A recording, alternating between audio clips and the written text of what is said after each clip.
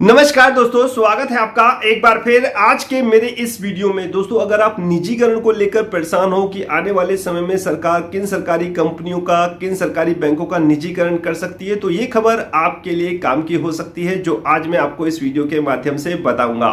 वैसे बहुत सारी वीडियो मैंने ऑलरेडी पहले बनाई हैं जिसमें मैंने मर्जर को प्राथमिकता दी है, यानी कि आने वाले समय में आप मर्जर ही होते हुए देखोगे। खबरें आएंगी, पहले भी आई हैं और आगे भी आती रहेंगी। देखिए दोस्तों, जो आज खबर आई है सभी खबरें सूत्रों के हवाले से होती हैं, आप जैसा आपको पता है। इसमें एमकेएमएफएस और मेरी कोई सा भूमिका नहीं होती है, कोई जोड़ तोड़ नहीं होता है। जो खबरें आती है उन्हीं के आधार पर मैं अपनी वीडियो बना देता हूं। तो आज जो खबर आई है, आज जो खबर प्रकाशित हुई है, उसमें यह कहा जा रहा है दोस्तों कि आने वाले समय में, यानी 2022 के जो आने वाला समय में है, कुछ महीने जो शेष है, उसमें साहब सरकार सिर्फ 5 कंपनियों में निजीकरण या विनिवेश की योजना बना रही है। जी हाँ दोस्तों, सिर्फ 5, और उसमें बैंक का कोई भी नाम नहीं है।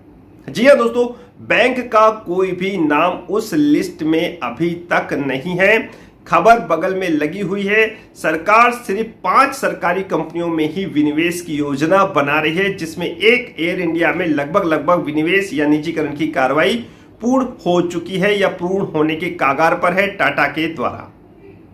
तो देखिए, स्टेप बाय स्टेप समझते हैं। देखो दोस्तों, खबर आ रही है कि साहब सरकारी जो कंपनियां हैं उसमें सरकार जो विनिवेश का प्लान बना रही है, अपने साहब विनिवेश के लक्ष्य को पूरा करने के लिए, जो पिछले साल 1,78,000 करोड़ था, उसमें भी सरकार अपने लक्ष्य को प्राप्त नहीं कर पाई। तो आने वाले समय में सरकार ने इस विनिवेश को लक्ष्य को घटाया है, 65,000 करोड़ करा है, और सरकार 5 सरकारी कंपनियों में विनिवेश की योजना बना रही है। अब इसमें विनिवेश या निजीकरण होता है या नहीं, ये तो आगे भविष्य की बात है, लेकिन मैं आपको बता देना चाहता हूं कि जो आज खबर आई है, इसमें से भी मुझे नहीं लगता कि साहब सरकार निजीकरण कुछ कंपनियों का करेगी। हां, कुछ चुनिंदा कंपनियां हैं जिसमें सरकार निजीकरण की ओर अपने कदम बढ़ा सकती है। देखिए, 5 कंपनियों को पहले समझिए। सबसे पहले साहब कंपनी है बीपीसीएल, फिर है RINL, राष्ट्रीय इस्पात निगम लिमिटेड, फिर है साहब पवन हंस, फिर LIC and then air India. यानी कि ये कुल 5 कंपनियां हैं जिसमें सरकार 2022 के शेष दिनों में, शेष महीनों में विनिवेश की कार्रवाई पूरी कर सकती है। BPCL, Pawan Hans, RINL, LIC and air India. देखो दोस्तों, अब आपका क्वेश्चन यही होगा कि सर आप मर्जर की बात कर रहे हो और सरकार एक तरफ प्राइवेटेशन निजीकरण की बात कर रही है। तो दोस्तों, मैंने आपको बता दिया है, ये सिर्फ खबरें हैं।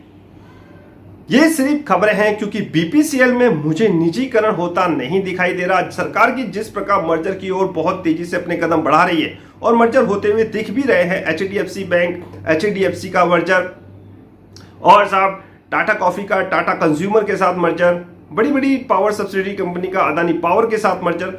तो मुझे नहीं लगता दोस्तों बीपीसीएल में निजीकरण सरकार इतनी आसानी से कर पाएगी। मुझे बीपीसीएल में भी मर्जर की कार्रवाई होते हुए नजर आ रही है। एक बहुत बड़ी तेल कंपनी अगर सरकार को बनानी है तो डेफिनेटली बीपीसीएल में भी मर्जर संभव है, और पूर्ण तरह मुझे यह होता हुआ दिखाई दे रहा है। आगे सरकार की मंशा है, बाजार की स्थिति है, और world wide economic condition depend करती है कि सरकार इस दिशा में कितना आगे चलती है। बात अगर आती है राष्ट्रीय इस्पात निगम लिमिटेड की, तो ये थोड़ा सा मुझे लगता है कि हाँ, कैंडिडेट है जिसमें सरकार अपनी हिस्सा बेच सकती है। और बात अगर आती है दोस्तों पवन हंस की, डेफिनेटली ये भी साहब एक कैंडिडेट हो सकता है जिसमें निजीकरण साहब सरकार कर सकती है। तो कुल मिलाकर जो सरकार ने 5 कंपनियां बताई हैं, बीपीसीएल मर्जर, RINL प्राइवेटेशन, और साहब Pawan Hans प्राइवेटेशन, and LIC definitely IPO के द्वारा सरकार इसमें कुछ हिस्सेदारी बेच सकती है। रही बात एयर इंडिया की, ऑलरेडी उसका मैक्सिमम निजीकरण का कार्य टाटा के द्वारा पूर्ण होता हुआ मुझे दिखाई दे रहा है। तो कुल मिला के दोस्तों, इन 5 कंपनियों में से मुझे सिर्फ पवन हंस और साहब RINL में ही निजीकरण होता हुआ दिखाई दे रहा है। रही बात LIC की, सरकार अपनी हिस्सेदारी नहीं बेच रही, सरकार मामूली सी छोटी सी हिस्सेदारी IPO के द्वारा बेच रही है, और उसके द्वारा सरकार अपने विनिवेश के लक्ष्य को प्राप्त करना चाहती है। पूरी हिस्सेदारी नहीं, छोटी सी मामूली सी। कितनी होगी ये आने वाले समय में जब ड्राफ्ट आ जाएगा उसके माध्यम से आपको पता चल जाएगी। वैसे भी सरकार LIC के वैल्यूएशन को कम करने पर अब लग गई है, उसे आकर्षक बनाने पर लग गई है। सारी खबरें, जितनी भी खबरें होती हैं वो सब मेरे टेलीग्राम चैनल पे आप देख सकते हो। तो ये 5 कंपनियां थी दोस्तों, और इन 5 कंपनियों में बैंकों का एक भी नाम नहीं है। तो इससे ये स्पष्ट होता है कि आने वाले समय में आप बैंकों में भी मर्जर की कार्रवाई होते हुए देख सकते हो। तो मेरे शब्द आप याद रखिएगा, खबर डेफिनेटली सच होगी। चुनिंदा कंपनियों में आप मर्जर की कार्रवाई देखोगे।